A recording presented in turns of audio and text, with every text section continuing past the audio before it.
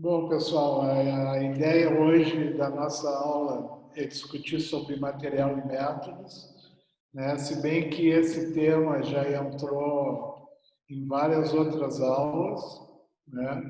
E eu vou fazer antes uma abordagem um pouquinho antes, até para reforçar bastante a importância desse item aí num projeto ou mesmo no relatório final. Então, a primeira coisa é como é que eu vou ler uma pesquisa, né? E quando a gente vai ler uma pesquisa, se a gente for ver um método lógico, né, eu tenho que responder, quando eu vou ler uma pesquisa, quatro questões. A primeira questão é qual foi o problema, né? E a importância desse problema, né? Não só qual foi, mas a importância desse problema. E isso, a resposta vai estar na introdução de qualquer artigo ou projeto de TCC, dissertação, tese ou assim por diante. A segunda pergunta é como você estudou o problema. E aí vem o tema da nossa discussão hoje, né? Que a resposta vai estar na seção de material e métodos. E essa sessão ela passa a ser extremamente importante. Normalmente o pessoal não dá muita ênfase ou não reconhece a importância dela, porque é através do material e métodos que eu vou aceitar ou não o resultado de uma pesquisa. Né? Um exemplo que a gente poderia dar lá no material e métodos, quando a gente vai colocar os equipamentos, que nós vamos discutir depois, e lá no equipamento é importante que a gente coloque a resolução desse equipamento, né? E o termo correto é resolução. A gente vê muitos artigos, muitas dissertações e teses falando em precisão do equipamento. Então, eu posso colocar a precisão, mas o mais importante é a resolução. E, normalmente, as pessoas usam o termo precisão como sendo resolução.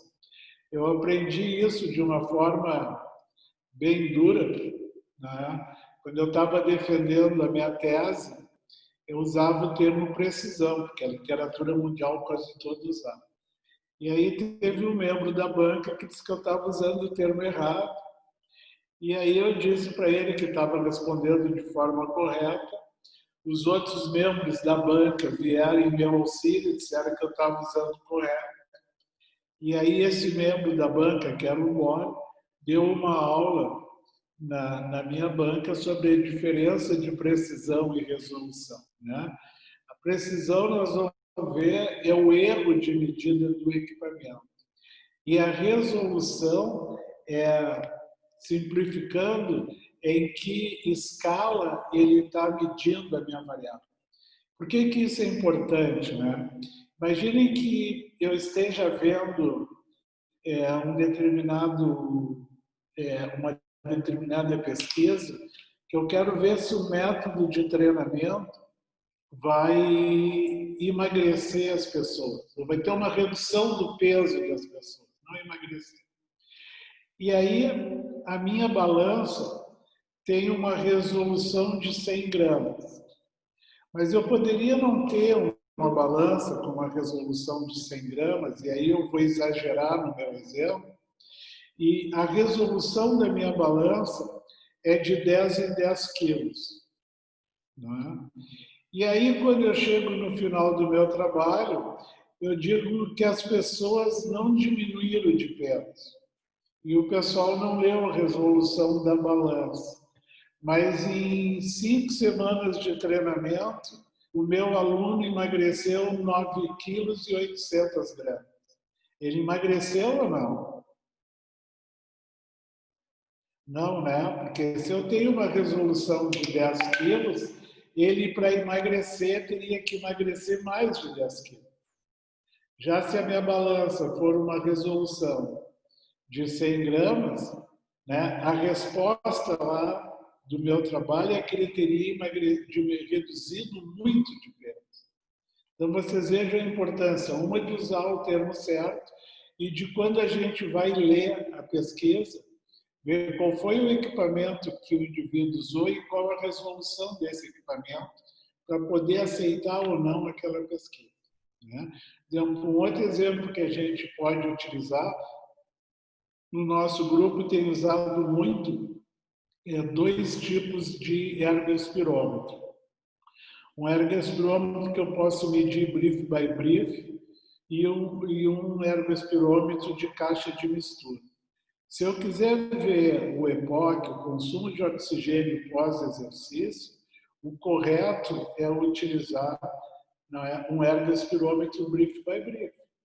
Então, se o indivíduo usou um ergospirômetro de caixa de mistura, eu já tenho que olhar com mais calma os resultados dele, porque ele vai ter uma curva diferente de uma curva de um brief by brief. Né? Então, aí vem a importância e aí é que a gente vai ver como é que realmente o indivíduo estudou esse problema. A terceira pergunta é o que o pesquisador descobriu. E isso vem a resposta na seção dos resultados. E a quarta e última pergunta é o que significam esses resultados. E aí eu vou encontrar isso na discussão. E aí o que a gente vê? Muitas pessoas que não estão acostumadas a trabalhar com pesquisa, o pessoal lê o resumo e lê a conclusão. Né? E nem sempre o que é mais importante está na conclusão. Né? Ele vai estar no material e métodos, nos resultados, na discussão e também na introdução, que nós vamos discutir um pouquinho depois sobre isso, mesmo já tendo uma aula sobre introdução. Então, o objetivo de uma pesquisa é determinar como as coisas são em comparação com o que deveriam ser. Para isso, a pesquisa implica em meios cuidadosos e sistemáticos de resolução de problemas e vai envolver 5 características. E esses meios cuidadosos e sistemáticos, eles têm que estar definidos e explicados no item material e método. Então, uma das características importantes das 5 é que uma pesquisa deve ser sistemática. Ou seja, a resolução do problema ela tem que ser efetuada por meio de uma identificação e rotulação das variáveis. A Cláudia já falou sobre isso, eu vou falar um pouco mais sobre isso. E é seguida por um plano de pesquisa, ou seja, pelo material e métodos, que vai testar a relação entre as variáveis. E esses dados devem ser coletados de forma que, quando relacionados às variáveis, permitam a avaliação do problema e das hipóteses. E aí é importante que se tenha um fio condutor em toda a pesquisa, começando pelo título, pelo problema, pelos objetivos e pelo material e métodos lá, principalmente no item variáveis. E depois isso vai ter que entrar também nos resultados e na discussão dos resultados. Essa pesquisa tem que ser lógica, ou seja, o exame dos procedimentos utilizados no processo da pesquisa permite aos pesquisadores avaliar as conclusões. Né? E vocês viram aí, teve uma discussão, inclusive ontem no grupo, lá do grupo de pesquisa, manipulando o resultado. Né? Não só manipulando o resultado, às vezes o material e métodos não muito bom e a pessoa chega em alguns resultados que não seriam melhores. A outra característica é que ela tem que ser empírica, ou seja, o pesquisador coleta dados nos quais ele vai basear suas decisões. E aí vem de novo a importância do fio condutor. Né? Eu não posso, por exemplo, coletar dados que não estejam nos meus objetivos específicos e não estejam nas minhas variáveis. Simplesmente aparecer ou nos resultados, ou às vezes pior ainda, alguns trabalhos que a gente pega, só aparece na discussão. Ao mesmo tempo, ela tem que ser redutiva, ou seja, a pesquisa toma eventos isolados, os dados coletados, e utiliza para estabelecer relações gerais. E aí vem a importância, que eu acho que foi a Cláudia que comentou na aula passada, da gente determinar o N amostral.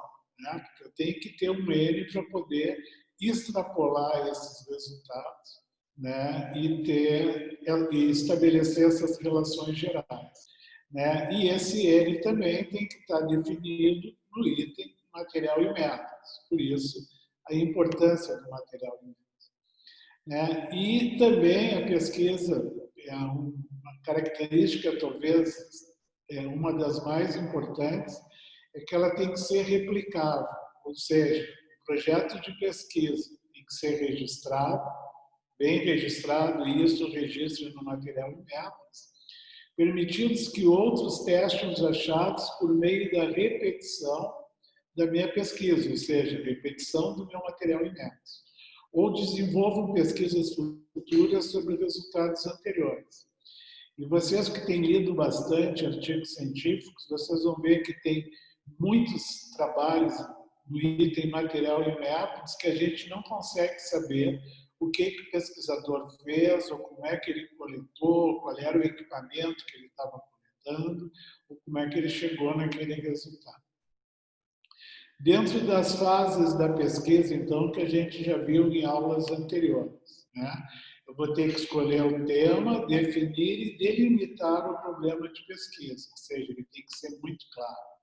Eu tenho que elaborar o projeto de pesquisa, tenho que realizar a pesquisa e depois eu vou redigir o meu relatório, não é? E a elaboração do projeto de pesquisa tem que seguir passo a passo aquilo que estava descrito no item material e métodos, né? Então, o planejamento de uma pesquisa ou uma pesquisa é uma construção de um conhecimento original de acordo com certas exigências científicas. Para que o estudo seja considerado científico, você deve obedecer aos critérios de coerência, de consistência, de originalidade e objetivação. E é desejável que a pesquisa científica preencha os seguintes requisitos também: a existência de uma pergunta que a gente deseja responder, problema. É comum eu pegar, às vezes, até dissertações e teses que não tem problema, não tem pergunta, então ele não tem projeto. A elaboração de um conjunto de passos que permitam chegar a respostas, de novo, com material e métodos, e a indicação do grau de confiabilidade na resposta obtida. De novo, onde é que eu vou encontrar isso? No material e métodos. Quer dizer, eu posso acreditar nesses resultados ou não, né? Ou vou colocar em dúvida esses resultados. Dentro do projeto de pesquisa, já foi isso discutido bastante, nós temos uma introdução, uma revisão de literatura, um material e métodos, um cronograma, um orçamento e as referências. E quando eu vou para o relatório, vai entrar ali os resultados, a discussão e a conclusão. Então, o que muda ali, né? Depois do material e métodos, no projeto entra cronograma, orçamento e referências, né? E no relatório, depois do material e métodos, entra resultados, discussão, conclusão, referência, e ali faltou colocar os anexos ou os apêndices. Quais são os critérios para a gente selecionar um problema de pesquisa? Primeiro, a execuibilidade daquele projeto. Isso tem tudo a ver com o item material e métodos. Para isso, então, o estudo tem que estar sendo considerado dentro dos limites de suas restrições de recursos e de tempo. Não adianta chegar com um projeto maravilhoso e que esse projeto custe R$200 mil. Agora mesmo nós estamos vendo aí esse projeto da UFPEL ali, que o Ministério da Saúde cancelou, estava avaliando a pandemia no Brasil inteiro. Para cada fase da pesquisa, o custo dele era de 4 milhões. Quer dizer, se não tem alguém que financie, parou a pesquisa. A outra coisa importante é que, às vezes, o aluno tem uma ideia maravilhosa e quer fazer isso num TCC ou numa dissertação de mestrado, e para que ele coletar os dados, ele precisa de 3 anos. 3 anos coletando dado, eu não vou poder fazer no TCC e nem numa dissertação de mestrado. Quando muito, numa tese de doutorado. A outra coisa que eu tenho que cuidar é se eu vou ter acesso ao número de participantes exigidos para a nota. Alguém quer falar, perguntar? Pode interromper. Não? Isso é extremamente importante. Há uns anos atrás, teve uma colega de vocês que queria fazer um TCC lá, não vou dizer qual era o estudo. Ela precisava de 9 sujeitos para fazer a coleta, só conseguiu um. Né? Fez um estudo de caso, não é? Entrou no TCC, passou no TCC, fazendo um estudo de caso, explicando que teve problemas e tudo bem. Né? Um trabalho bem feito para estudo de caso. Né? Logo depois de defender o TCC, ela concorreu ao mestrado, com o mesmo projeto. Rodou na entrevista, porque ela não conseguiu mostrar o porquê que ela não tinha conseguido ele, né, para fazer a pesquisa. Ou seja, ela disse que foi atrás de um monte de lugar e ninguém queria participar daquela pesquisa. Quer dizer, se ela não conseguiu com 9 e o outro trabalho do mestrado era mais complexo e com N maior, como é que ela ia conseguir fazer o trabalho? Não é? Ou seja, o trabalho dela, a ideia era maravilhosa, mas não era execuível. Ou seja, ela não ia chegar a lugar nenhum, ia chegar no final do mestrado, não ia ter nada na mão. A outra coisa importante é se existe uma razão para acreditar que eu vou conseguir dar uma resposta para o problema. Né? E para mim mostrar isso, né, eu tenho que mostrar isso no material e método. Né? E se a metodologia exigida é viável e compreensível, que também vai ter que estar no item material e método. A outra coisa importante é a massa crítica. Né? O que é isso? Tem que ver se o problema é de suficiente magnitude e abrangência para preencher as exigências que inicialmente motivaram o estudo. Né? Não adianta eu querer ver a solução para o COVID, né, que é o tema da moda agora, e eu ficar medindo a febre dos indivíduos. Não vou conseguir uma resposta para curar as pessoas sobre isso. Né? Então, eu tenho que ter um determinado número de variáveis para preencher as exigências que inicialmente motivaram o estudo. Onde é que aparece isso? No material de método. Existem, variáveis suficientes. Né? Esse é um problema que normalmente o nosso grupo não tem. Né? Normalmente a gente tem mais variável do que precisa. Mas isso vai entrar num outro item depois. Se são suficientes os resultados que eu vou conseguir, né, para responder ao meu problema.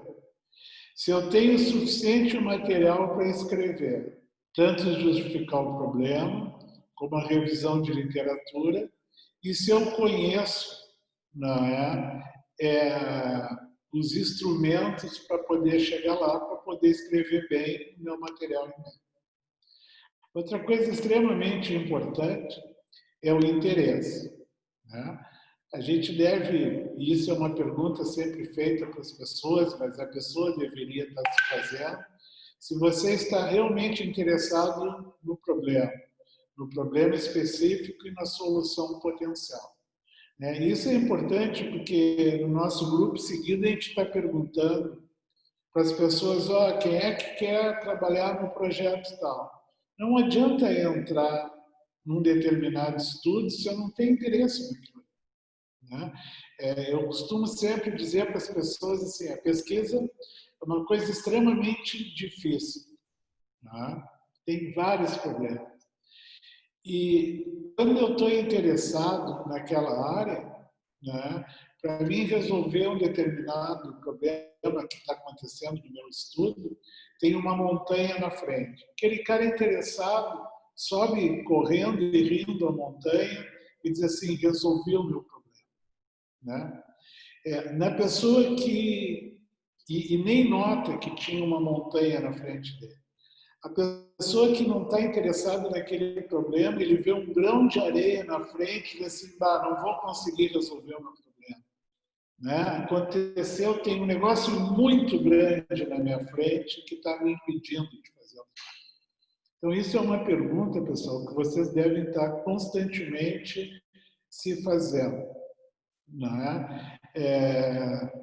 Várias pessoas, assim, vários amigos meus, familiares, né? Ainda hoje, um dos netos, nós estávamos conversando, e aí a Toca disse que tinha tempo para fazer as coisas, eu disse assim, por que tu tem tempo?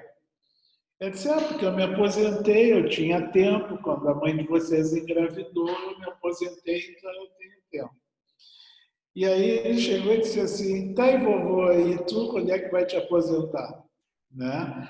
Aí a Toca chegou e disse, não, ele já está aposentado. Ele disse, então como é que em seguida ele tem reunião, tem que dar aula e não sei o que. Né? Aí a Toca chegou e na hora que eu fui responder, a Toca respondeu junto, não, é porque ele gosta do que ele faz. Né? Então a gente passa por cima de algumas coisas quando a gente gosta daquilo que faz. Né? Uma outra coisa é ver que eu tenho que ver se o meu nível de conhecimento consegue resolver aquele problema. E se eu não tenho aquele nível, se eu tenho interesse de buscar aquele nível de conhecimento. Por exemplo, agora vários de vocês estão começando a escrever artigos. Né? Para conseguir escrever um artigo, eu tenho que ter um bom nível de conhecimento daquele tema. Para mim, buscar esse nível de conhecimento, eu tenho que ter interesse. A outra pergunta, se esse problema tem uma relação com meus interesses de carreira. Quer seja uma carreira acadêmica, uma carreira profissional. Não é? A outra coisa extremamente importante é assim, ele te excita, te dá prazer, ele te dá vontade de fazer, porque às vezes eu estou interessado, mas eu não estou muito afim. Né? Bater a área que eu quero estudar. Não, eu tenho que querer aquilo e tenho que estar motivado para aquilo ali. E a outra coisa é se eu vou aprender habilidades úteis quando eu for estudar aquele tema. Isso é extremamente importante. E eu acho que é uma das coisas assim que mais me motiva a ficar lendo. Querem perguntar? Não? Né? Que me motiva a continuar lendo, estudando, é querer aprender mais sobre as coisas. Outra coisa importante é o valor teórico. Eu acho que isso, nosso grupo ali tem um mérito muito grande. Né? Assim, o problema preenche uma falha na literatura. Os outros vão reconhecer a sua importância. Ele vai contribuir para o avanço no seu campo de estudo. Ele supera o que há de melhor sobre o assunto. E se ele é publicado. Né? E a gente poderia colocar mais ali ainda, se ele vai ter uma aplicação prática nisso. E aí entra o valor prático. Né? A solução do problema vai melhorar a sua prática educacional. Você é um melhor professor de educação física com isso, ou você é um melhor fisioterapeuta, você é um melhor nutricionista, você é um melhor médico. É provável que os profissionais do movimento se interessem por esses resultados. A educação vai mudar em razão desse resultado. Nessa de provável que os profissionais do movimento se interessem pelos resultados, naquela pasta que nós temos os trabalhos do grupo lá, que tem os TCCs, as dissertações e teses, é fácil da gente ver isso, né?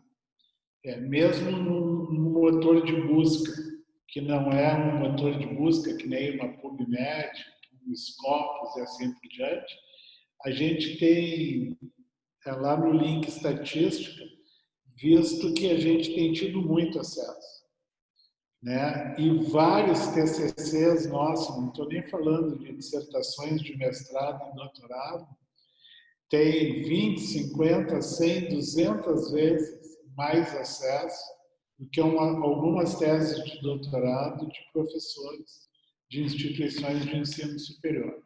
Né? Por quê? Porque a pessoa fez uma coisa, né, que vai despertar o interesse de outros profissionais. Né? E uma outra, para encerrar, o valor prático, como consequência, é se as suas próprias práticas educacionais podem e ou vão mudar. Ou seja, eu produzi um novo conhecimento e aí continuo utilizando o conhecimento antigo. Para que serviu eu produzir aquele novo conhecimento? Eu tenho que mudar a minha prática, o meu modelo. Bom, vamos entrar no item específico lá, se bem que tudo aquilo tem a ver com o tema do material e método. Então, o item material e métodos, ele deve descrever como o estudo foi ou será conduzido, de tal modo que permita a outro pesquisador reaplicá-la se o desejar. Isso aí é uma das coisas, um dos pontos éticos da pesquisa. Eu tenho que fazer um material e métodos muito bem descrito, para se uma outra pessoa quiser aplicar exatamente igual, ele conseguir fazer. Não disse assim, mas será que foi assim que ele fez? Se alguém lê e perguntou isso, meu material e métodos está mal descrito. O material e métodos deve conter vários itens. Não é? Uma caracterização da pesquisa, já foi falado, escrever a população, a amostra e o cálculo amostral, não é? Para que a pessoa saiba se ele vai poder extrapolar os dados daquela amostra para uma população ou não.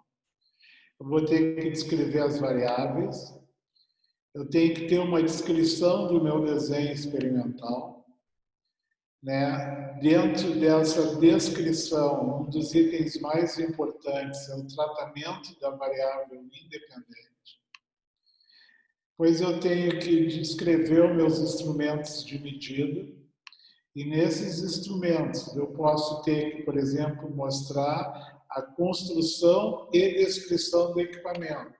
Para algumas coisas não, né? Se eu vou usar um equipamento já pronto, polar, eu não preciso descrever a construção. Mas se vocês pegarem, por exemplo, a minha dissertação de mestrado, que eu tive que desenvolver um equipamento para fazer a medida do peso hidrostático, eu tenho que descrever todo como é que foi a construção, qual é o erro, como é que eu vou fazer para fazer o cálculo, eu tenho que descrever toda a construção e descrição daquele instrumento. Eu tenho que fazer uma avaliação daquele equipamento, e isso é uma das coisas assim que nós temos pecado no grupo, tá? Por que a gente tem pecado nisso aí? Porque nessa avaliação aí entra a calibragem e a descrição da calibragem daquele equipamento. Isso nós estamos fazendo muito bem, por exemplo, quando escreve o ergo. Mas uma das coisas que nós estamos pecando, por exemplo, é quando nós vamos medir a massa corporal dos indivíduos. Né? Uma balança, ela deve ser dentro do ideal dela, né? Uma nova calibração entre 10 e 20 avaliações. E tem que estar descrito como é que foi feita a calibração e a curva de calibração. Isso faz vários anos que a gente não tem colocado nos nossos trabalhos, né? E isso é um item importante. Lá no artigo, até colocar isso por causa de espaço do artigo, número de palavras, número de letras e assim por diante. Mas no formato dissertação, TCC, dissertação e tese, é extremamente importante que esse. E depois eu tenho que mostrar a autenticidade científica daquele instrumento de medida. Então, por exemplo, se eu vou usar um questionário, se esse questionário foi validado, se foi validado para a língua portuguesa, quem validou, se fui eu que validei, ou assim por diante. Senão eu vou ter um problema na descrição do meu material em métodos. Professor, posso fazer uma pergunta ali, se tu puder voltar ao...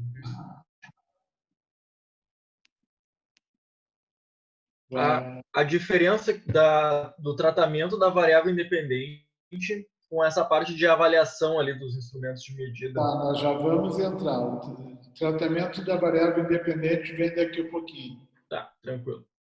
Tá? Se não vier, tu me cobra. Era para estar esse slide ali. Tá, beleza. Bom, aí eu vou ter um plano de coleta de dados que também não é o tratamento da variável independente. Tá? Esse plano de coleta de dados, eu tenho que descrever as coisas antes do tratamento. Tá? Uma das coisas antes do tratamento, por exemplo, é como é que eu fiz a calibragem daquele equipamento. Né? Durante o tratamento, né? E o antes do tratamento também é quais as avaliações que eu fiz, como é que foi feita, qual foi o equipamento que eu usei. O plano de coletas durante o tratamento, por exemplo, pega alguns estudos nossos ali, 16 semanas a gente avalia na semana 0, na semana 8 e na semana 17. Né? Então eu tenho que deixar isso bem claro. E após o tratamento. E aí, dentro do que deve conter, ainda entra o tratamento estatístico e as limitações do estudo. E aí nós poderíamos entrar um pouco mais longe numa discussão, mas eu acho que não cabe agora, são as limitações e as delimitações, que alguns acham que é a mesma coisa e não é. Bom, lá na população e amostra, então, nos sujeitos, né? O que eu tenho que considerar que vão girar em torno dos sujeitos? Né? Os sujeitos têm as características especiais necessárias para a pesquisa. Por exemplo, eu vou trabalhar com diabético tipo 2. Quais são as características que eu preciso ver? Né? O que são... como é que eu vou incluir ou excluir alguém?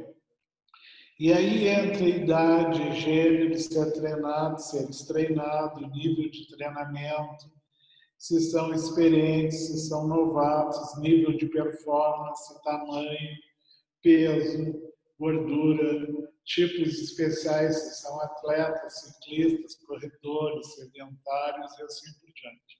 Isso tem que ficar bem claro. Né? Ainda ontem lá na aula, para a Fervale ali, tinha alguns de vocês assistindo, veio uma pergunta lá, claro que eu postei várias perguntas e o objetivo não era ficar entrando a fundo em cada pergunta, senão ia, em cada pesquisa, senão ia estar falando até hoje, veio a pergunta assim, tá, mas essas são as pesquisas, esses caras são treinados ou destreinados? Bom, no formato de aula tudo bem, eu não quis, passei por cima disso por causa de tempo. Mas no texto escrito, no material e métodos, tem que ficar claro, porque é ali que eu vou acreditar nos resultados ou não. Imagina vocês pegarem ali o pessoal que o Pedro está avaliando lá, da seleção sub-19 de vôlei, e eu dou 8 semanas de treino e melhoro em 60% a força dos caras. O que vocês vão dizer? O instrumento de medida desse cara está errado, porque eles já estão quase num platô de força. Claro que eles podem aumentar, mas não em 60%. Agora, se eu pego um cara que nunca fez nada, eu posso ter esse aumento de força nesse tempo de treino. Então, isso tem que estar bem descrito ali. Né? E quando eu digo que os indivíduos são, por exemplo, experientes, Eu não estou dizendo o nível de treinamento, porque eu posso ter um cara experiente e que está sem treinar há muito tempo. E aí ele é experiente naquela atividade, mas o nível de treinamento dele é baixo, ele está destreinado. Então, essas coisas a gente tem que ter um cuidado muito grande. E se eu posso obter a permissão e a cooperação necessária dos sujeitos. Ontem também teve uma pergunta assim, qual é a perda amostral de vocês? Né? Quer dizer, eu começo a minha pesquisa lá com 30 indivíduos e termino com 5. Né? Então, é complicado. Né? E também se eu posso encontrar um número suficiente de sujeitos. Né? E isso é uma coisa muito importante. Né? Minha pesquisa ideal é... Vamos pegar um trabalho que a Patrícia Pantoja fez. Né? Ela fez uma análise de patinadores e lá no material em métodos, lá quando ela vai descrever, ela disse que ia trabalhar com a população de atletas que disputavam um campeonato mundial de patinação no estado do Rio Grande do Sul. Casualmente, no Rio Grande do Sul, tinha 5 dos atletas da seleção brasileira. Ela trabalhou com 4. Tudo bem, ela teve o erro. Se ela não descrevesse isso, os atletas que disputam o campeonato mundial e que são dos estados do Rio Grande do Sul, imagina que ela fizesse um cálculo amostral e precisasse de 10 e ela só conseguiu 4. Eu não poderia depois aceitar os resultados dela. Então, tem tudo um fio condutor nisso aí para a gente fazer. Depois a gente entra nas variáveis, que a Cláudia já abordou bem a semana passada, vou dar uma relembrada só. Nós temos basicamente 4 tipos de variáveis: as variáveis dependentes, as variáveis independentes, as variáveis de controle e as variáveis intervenientes. Como é que tu chamou mesmo, Cláudia, as intervenientes? Foi de confusão. Hã? Não, agora não me lembro, acho que foi de confusão. Não. Deu aula e não lembro, eu que estou vendo. Estou pegando aqui, peraí. Se fosse para buscar cola, eu também buscar.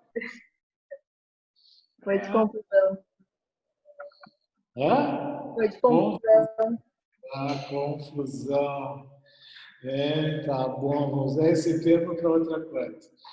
Bom, o que é uma variável dependente, então? Né?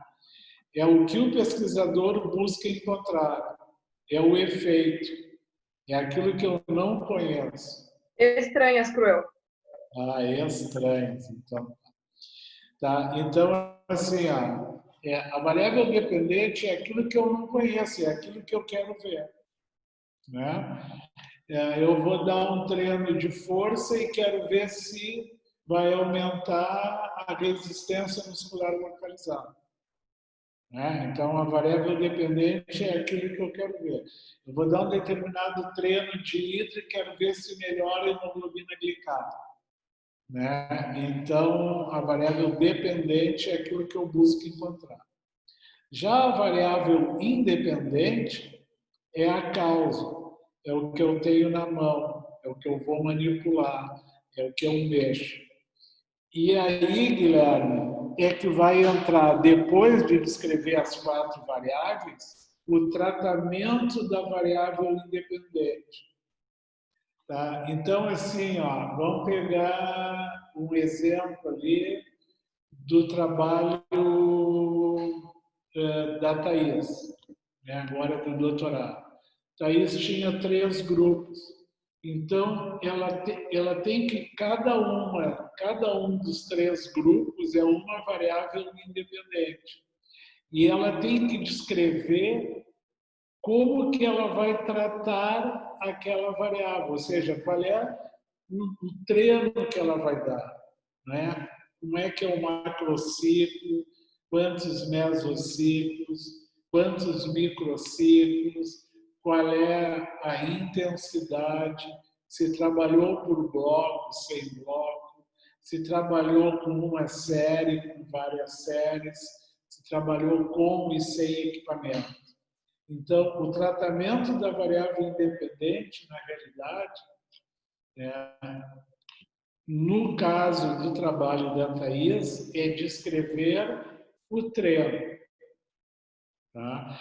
Agora, se pegar, por exemplo, um trabalho não longitudinal, mas um trabalho, por exemplo, transversal, que nem a minha dissertação de mestrado, o que eu queria ver? A modificação, eu queria ver o peso hidrostático em diferentes profundidades de água e a frequência cardíaca em diferentes profundidades de água.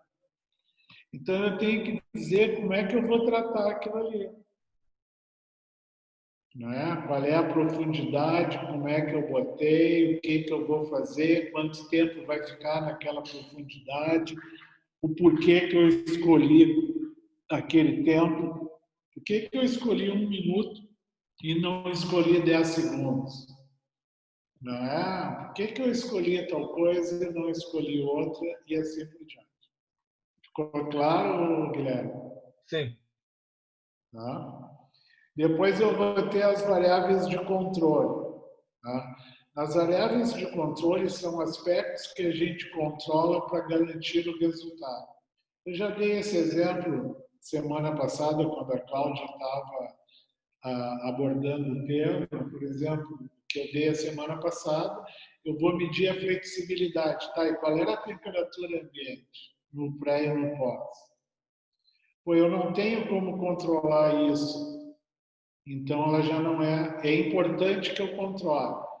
Bom, como é que eu vou poder controlar isso? Bom, eu pego uma sala com ar-condicionado, deixo os caras meia hora, 1 hora lá dentro, para eles se acostumar com a temperatura e assim por diante. Tá?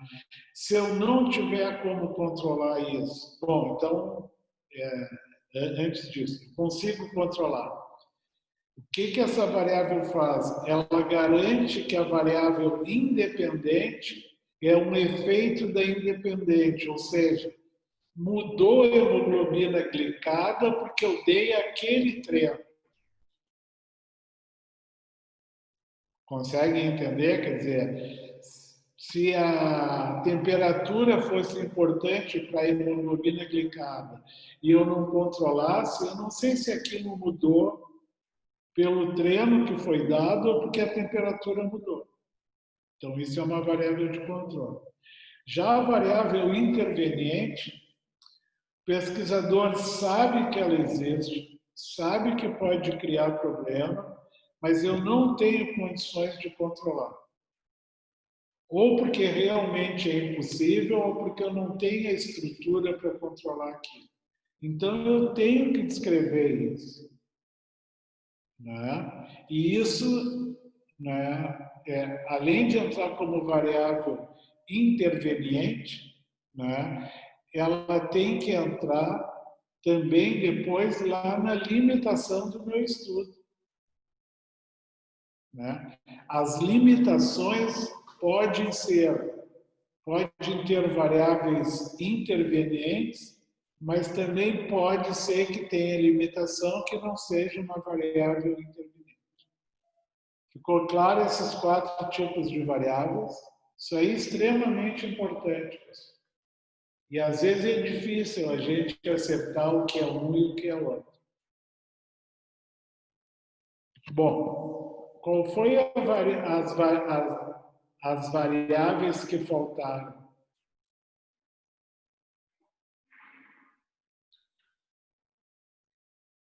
Ninguém? Não vou chamar a Cláudia de novo, porque depois ela não responde, vai ficar chato. Eu botei por gosto aqui e ninguém falou nada. Que variável está faltando aí?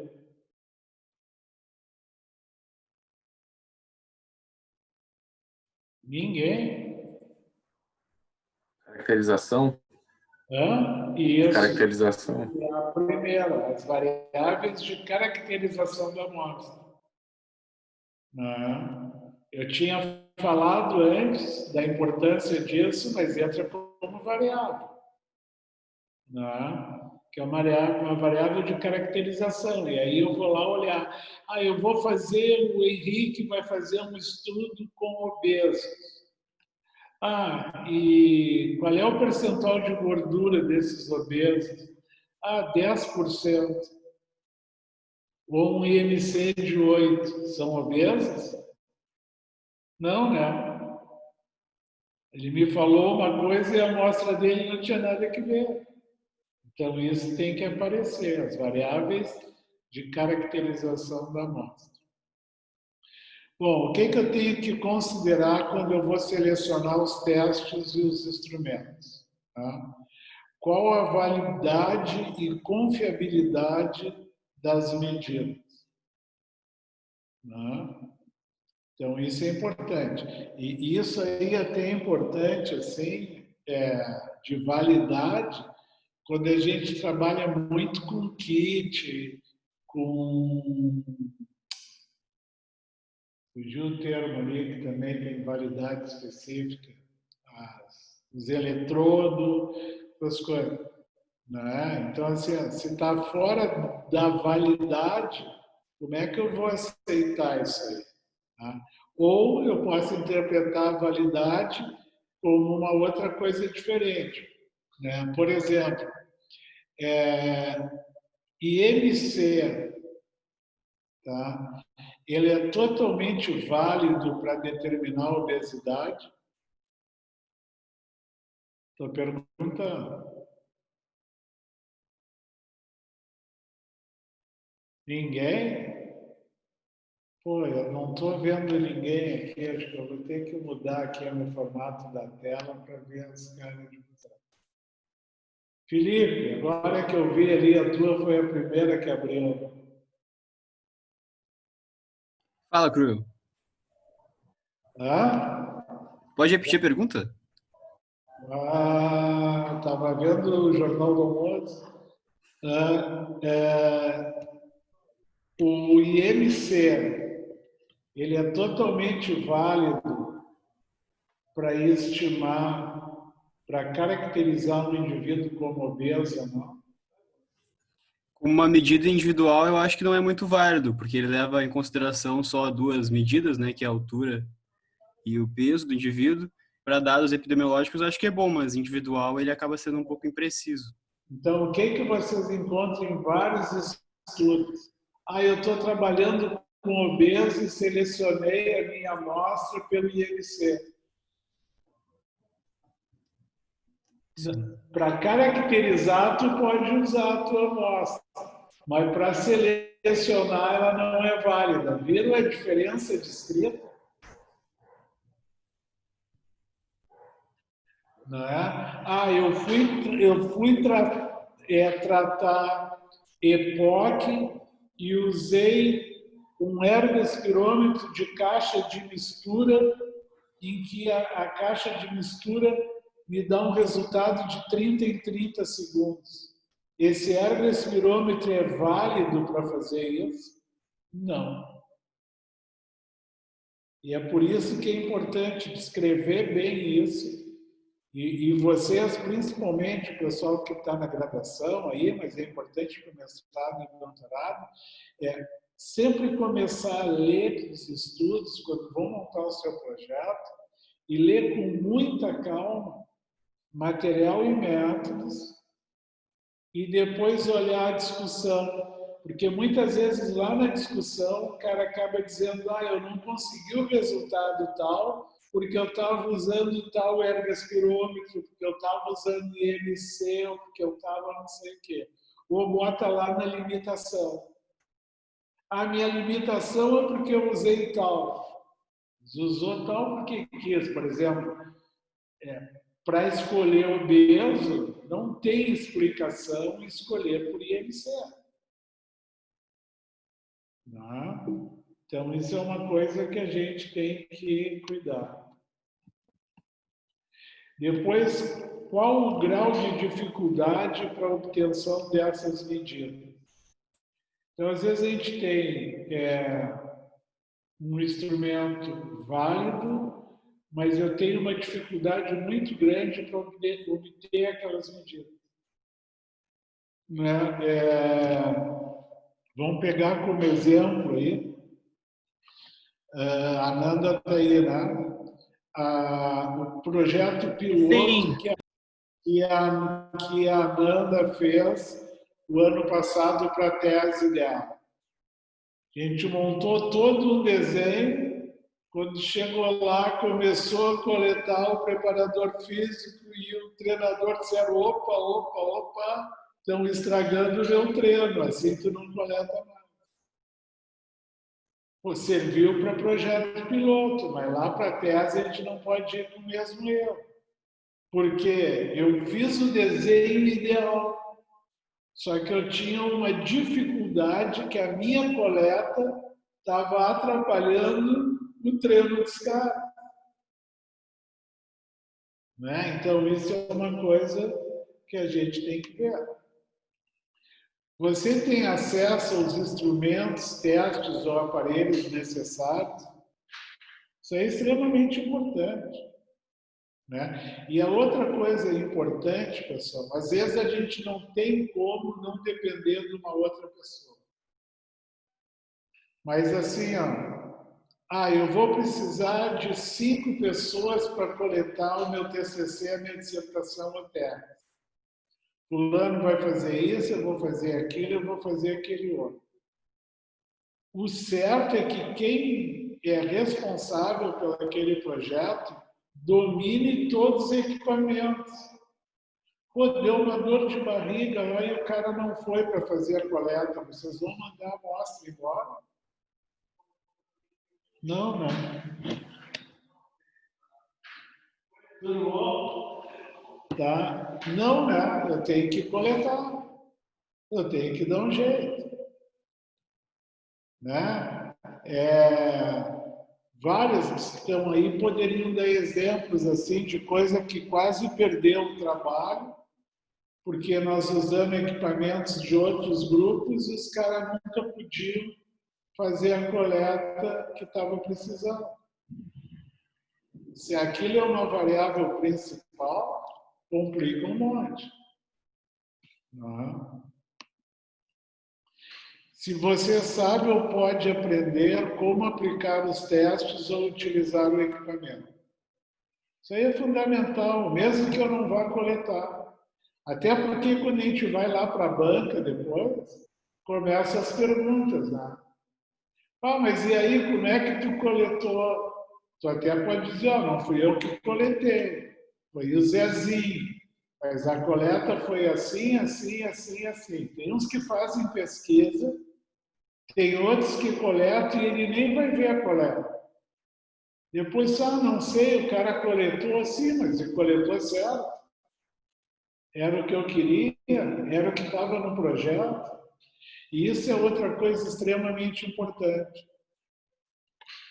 Faz o material em métodos, vai para a coleta, tem que ver se vocês estão fazendo exatamente o que foi acertado. Porque depois começa a aparecer resultado que a gente não espera, e eu tenho que saber, mas eu tinha que estar coletando a 21 graus, estava a 20 graus. E aí começa a dar os outliers.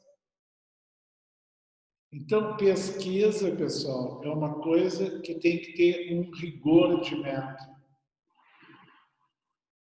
E as coisas têm que estar escritas ali, tem que ter um roteirinho.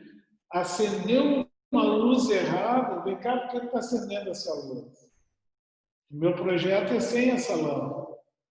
E assim por diante. Você sabe como avaliar a performance dos sujeitos no teste? Eu já tive em várias bancas de dissertação e de mestrado e o cara dizia, e como é que tu sabe a performance usando esse teste?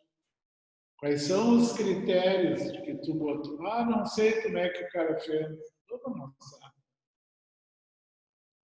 Né? Lembra se pegar agora, vocês estão escrevendo aí uma meta-análise lá dos árbitros de futebol, que entrou 3, 4 tipos de classificar a intensidade.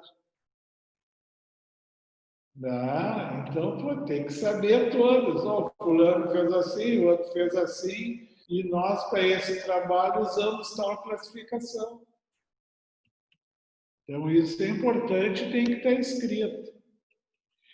Os testes, os instrumentos ou os aparelhos vão produzir uma amplitude razoável de resultados para os sujeitos que você selecionou, né? E aí o que entra nisso aí, implícito nisso aí? Quando eu vou fazer um cálculo amostral, né? Aí eu vou lá e faço e escolho a variável que deu o menor n e uso aquilo. Mas aquela variável é desfecho primário ou secundário?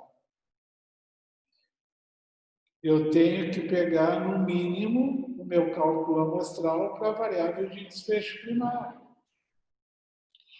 Né? E isso está lá no material e-mail.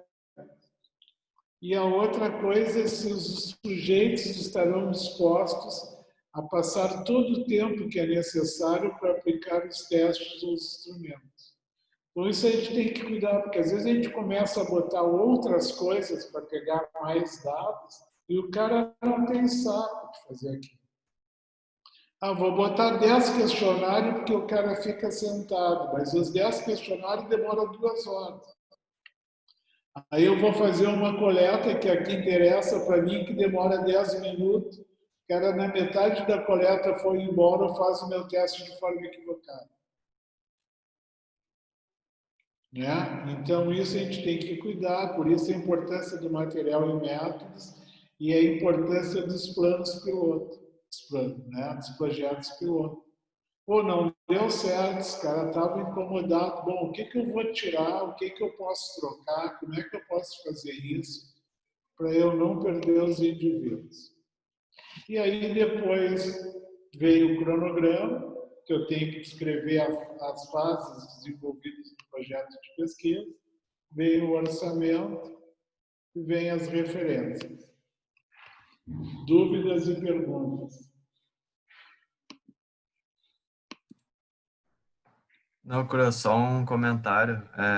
Aproveitando essa última parte aí também de ter essa noção de tempo, de ver o que funciona, o que não funciona, a otimização, né?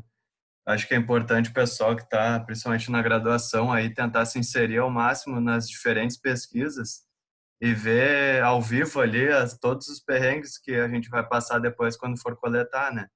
Então, por exemplo, na minha pesquisa ali, usei o Physioflow, né? Que é uma coisa que nem é do grupo, a gente pegou emprestado e tal, e ele exige uma série de passos, assim, é bem criterioso para que ele funcione bem e que tu confie no sinal dele. Aí tu faz todo o procedimento, não funcionou. Tu sabe que vai precisar de mais um tempo e tal, então não é tudo conforme tu escreve que vai acontecer, e a experiência vai te mostrando como otimizar tudo isso, né? Então participar das outras pesquisas acho que é muito importante. Realmente, e não só estar ali de corpo presente, né? Mas para tentar ler o material de métodos, perguntar o porquê que é assim, porquê que é assado, porque é ali que tu vai aprendendo e vai tendo os cuidados. Né? Dúvidas, perguntas?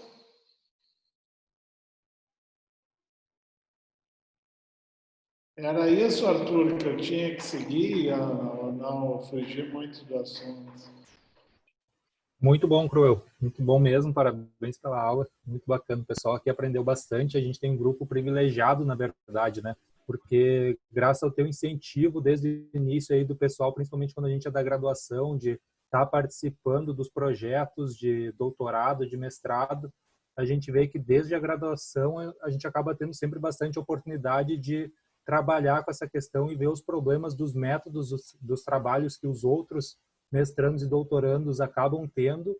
Isso acaba sendo um grande aprendizado para nós e depois, futuramente, quando a gente chega no mestrado ou doutorado ou até mesmo no TCC, o pessoal já está bem experiente quanto a isso. Então, essa aula aí acaba sendo bem importante, que realmente, às vezes a gente se preocupa com muita coisa, acaba esquecendo dos métodos e depois dá um problema grande lá na frente na hora da execução do trabalho. Era bem isso mesmo que estava faltando de conteúdos para nós. Aquilo que estava no papel. Exato. Eu vou trabalhar com eletromiografia, tem que medir a impedância da pele e eu não meço. Aí começa a dar uns resultados malucos lá, depois não sabe por que é. Foi um exemplo, né? Mas poderia dar milhares de exemplos aí do que acaba acontecendo, né? Então, isso é extremamente importante. E aí, aproveitando já uma discussão que teve ontem, né? Se eu montei um projeto, uma coisa, e eu não fiz exatamente aquilo, por uma questão ética, eu tenho que trocar no relatório final.